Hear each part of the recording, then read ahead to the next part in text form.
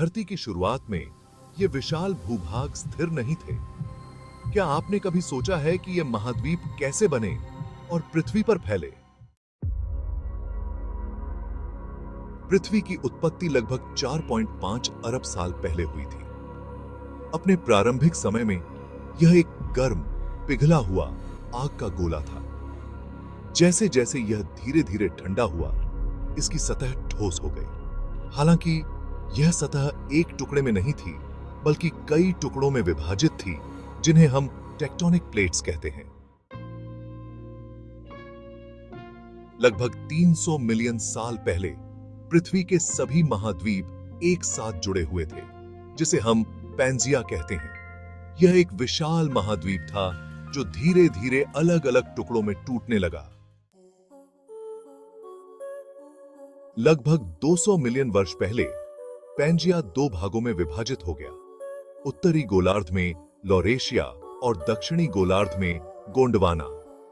यह विभाजन धीरे धीरे जारी रहा, जिससे आधुनिक महाद्वीपों का निर्माण हुआ। चरण 5, टेक्टोनिक प्लेट्स की गति। महाद्वीपों का विभाजन एक बार की घटना नहीं थी। टेक्टोनिक प्लेट्स अभी भी धीरे धीरे चल रही हैं, जिससे महाद्वीप आज भी अलग हो रहे हैं। यही कारण है कि हमें भूकंप और ज्वालामुखी विस्फोट जैसी घटनाओं का अनुभव होता है। चरण 6, अफ्रीका और एशिया का विकास। अफ्रीका और एशिया महाद्वीपों का निर्माण गोंडवाना के टूटने से हुआ। आज ये दो सबसे बड़े और प्राचीन भूभाग हैं जो कभी जुड़े हुए थे।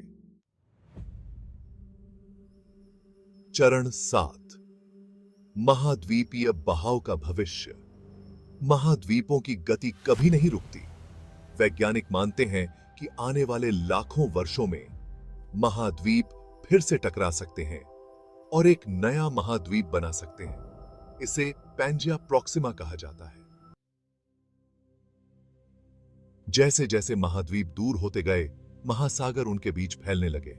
आज हम जिन महासागरों को जानते हैं, वे इन्हीं टेक्टोनिक गतिविधियों का परिणाम हैं। भविष्य में भी महासागर और महाद्वीप का भूगोल बदलता रहेगा। जब टेक्टोनिक प्लेट्स टकराती हैं, तो पर्वत और ज्वालामुखी बनते हैं। हिमालय का निर्माण भारतीय और यूरेशियन प्लेट्स के टकराव से हुआ था। इसी तरह प्रशांत महासागर के आसपास का क्षेत्र रिंग ऑफ फायर के नाम से जाना जाता है, जहां सबसे अधिक ज्वालामुखीय और भूकंपीय गतिविधियां होती हैं। हमारे महाद्वीप कभी स्थिर नहीं रहते। यह प्रकृति की निरंतर चलने वाली प्रक्रिया है, जो पृथ्वी को जीवंत और गतिशील बनाती है। भविष्य में हमारी धरती कैसी दिखेगी, यह देखना रोमांचक होगा। अगर आपको यह वीडियो पसंद आया तो लाइक, शेयर और सब्सक्राइब जरूर करें।